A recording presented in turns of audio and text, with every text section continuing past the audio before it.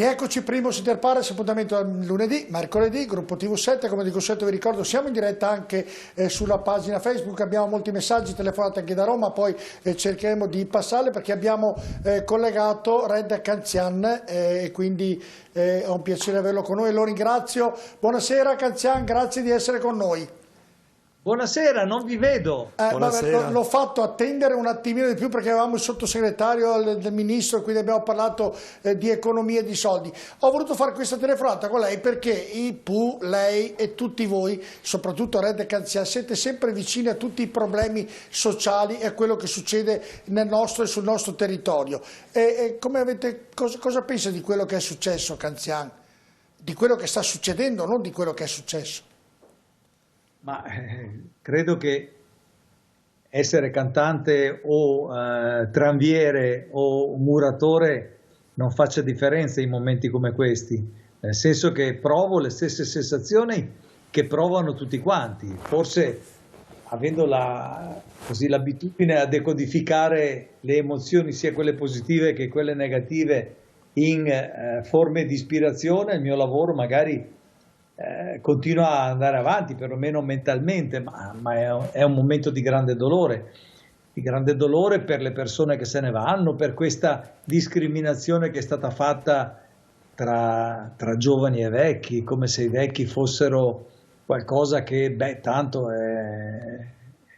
sono vecchi, per cui devono morire. Cioè, mi è dispiaciuto molto questa quasi logicità che dovessero morire i vecchi attaccati da questo virus, che andava chiaramente a intervenire, come le influenze di tutti gli anni, su altre patologie che le persone anziane hanno, no? E quindi questo dolore di certi figli che non hanno avuto il coraggio di consegnare i loro genitori alle ambulanze perché sapevano che non li avrebbero più visti, quindi è un momento triste, un momento dal quale io spero usciremo se avremo coscienza e conoscenza di quello che è realmente questo problema. Io spero che finisca presto perché ho voglia di uscire, io sono uno che ama abbracciare la gente, per cui ho scelto di fare questo mestiere per stare in mezzo alla gente. Tutto questo mi pesa molto, anche se sono un privilegiato che abito in una bella casa col parco, per cui non è che soffro di claustrofobia, sto bene, passeggio, vado a vedere i ciliegi che stanno fiorendo, le margherite che sbocciano. Però è un brutto momento. Ecco, senta, la prima domanda: avrebbe mai pensato che nel 2020 con la tecnologia, con tutto quello che il mondo moderno ha portato, si potesse arrivare a un'epidemia così violenta in tutto il mondo? L'ha mai pensato fra sé e sé? Magari tutti dicono ci sarà una fine del mondo, ci sarà questo, ci sarà quell'altro, ecco, ma al di là di tutto quello che si dice, l'epidemia è arrivata davvero. La domanda che le faccio, Canzian, il mondo dice: fermi tutti, ricordatevi che voi siete in affitto, sono io il padrone, non siete più voi i padroni del mondo. Può essere una chiave di lettura, questo o è fantasia? No, allora può essere fantasia la fine del mondo, perché tragicizzare non serve a nulla e bisogna invece affrontare col sorriso e comunque con fiducia, con entusiasmo per andare avanti, perché ci siamo risollevati da 1000 pesti nella storia del mondo. Venezia nel 340 ha avuto una peste nera pazzesca, nel 575 un'altra peste, moriva un veneziano su 3. Sono morti 50.000 persone su una città che ne aveva 150.000 all'epoca. Per cui, voglio dire, e come si sono risollevati? Rimanendo chiusi in casa, mettendo gli ammalati nei lazzaretti. Nelle isole di Venezia hanno costruito i lazzaretti proprio per questo, per isolare.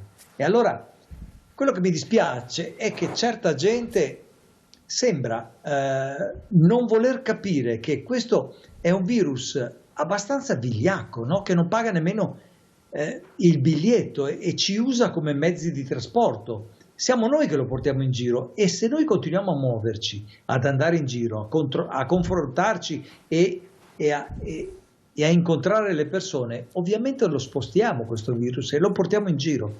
E allora la tendenza di questi primi 3 giorni è buona, ma è buona perché la gente ha cominciato ad avere un minimo di coscienza.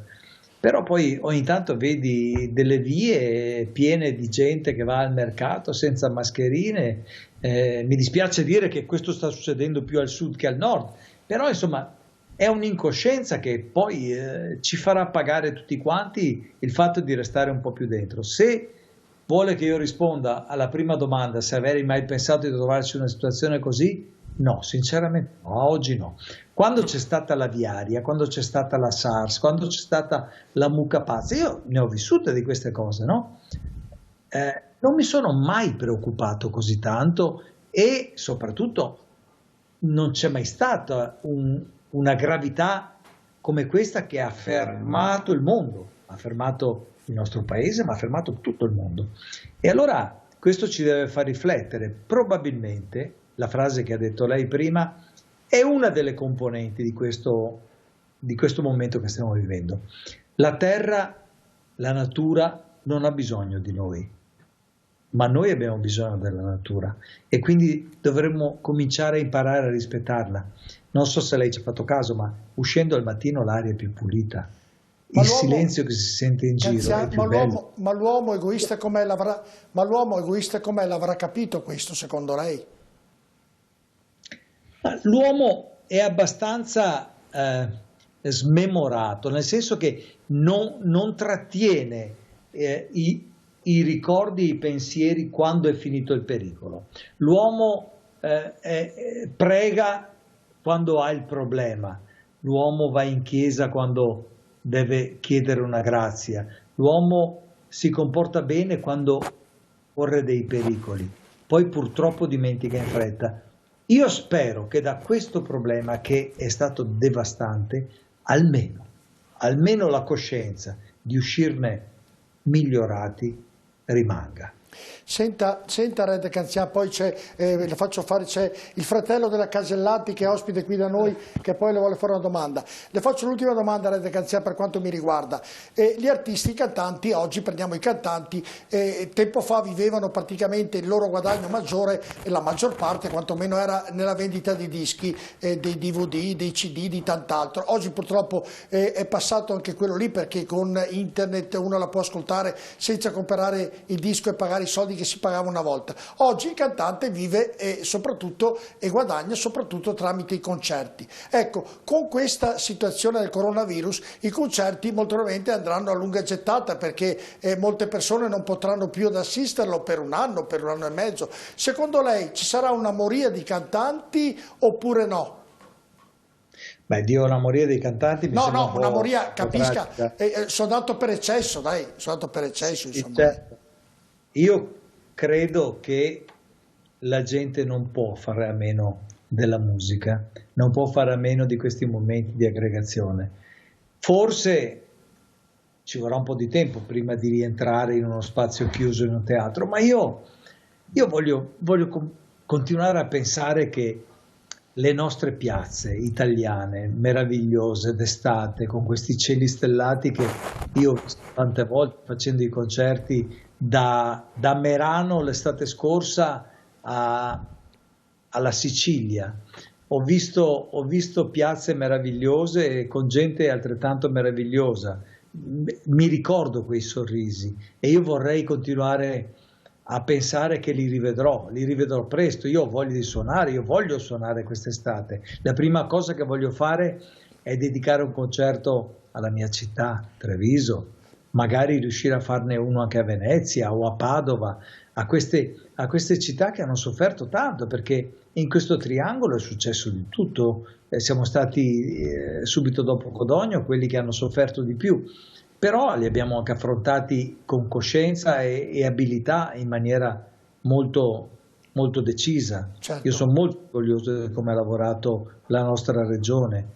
Mi sono commosso ieri nel collegamento con Mara Venier, quando si è collegato con noi anche Luigi Brugnaro, che si è messo a piangere quando ha visto le immagini di Venezia deserte, ha detto: darei la vita per la mia città. Ecco, l'Italia che a me piace è questa, quella fatta di uomini per bene, di uomini che vivono vivono con coscienza il problema, la gioia, il dolore, e senza esaltarsi troppo nel momento della vittoria, senza abbattersi troppo nel momento della sconfitta, che riescono ad essere concentrati su quello che è il problema e su quello che la gente si aspetta da loro. Massimo Questa è un'Italia bella. Poi concedo a Rete Calcio. Sì. Massimo Alberti. Allora, faccio un intervento a stretto titolo personale, quindi non fratello lo faccio io, Massimo. Ciao, allora, Massimo. prima abbiamo parlato dell'aspetto economico e della grande urgenza di far arrivare soldi veri nelle tasche dei cittadini e delle imprese. Sono d'accordissimo sul fatto che della musica non si potrà fare a meno, ed è bella l'idea di un concerto quando sarà finita questa storia alla città di Treviso, ma nell'immediato c'è una canzone che potreste, viste l'urgenza dei provvedimenti da prendere, che potreste cantare al nostro capo del governo, che è "Dammi solo un minuto", perché non ce n'è di più. Senti, stasera ho sentito la conferenza che hanno fatto, sembra che siano stati stanziati dei soldi importanti. Io mi auguro che arrivino questi soldi, perché, sai, è facile parlare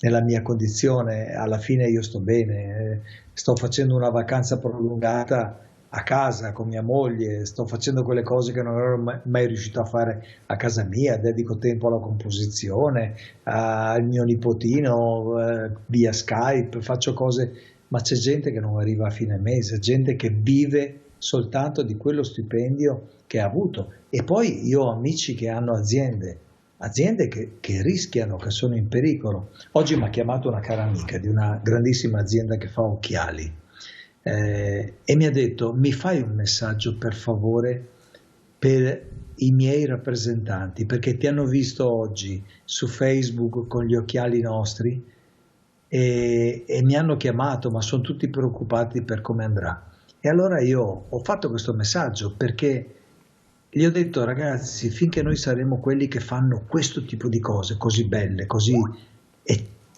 grandiose, eccezionali, che il mondo ci invidia e nessuno riesce a fare, non dovete aver paura, perché noi italiani dobbiamo puntare solo su questo. Noi siamo quelli che hanno inventato un certo tipo di arte, che hanno esportato un certo tipo di cultura, che hanno il 70% di quello che è il capitale mondiale dell'arte e dell'archeologia. Siamo un paese ricco di iniziative, siamo un paese ogni tanto anche un po' malandrino e furbo, però anche questo fa parte di un certo tipo di creatività. Però insomma noi non dobbiamo mollare, dobbiamo tenere duro, e io spero che il governo si comporti in maniera decisa nei confronti di chi rischia, perché ci sono aziende. Io ho un mio amico qui a pochi chilometri che ha una delle aziende che sono un fiore all'occhiello nel panorama italiano e internazionale,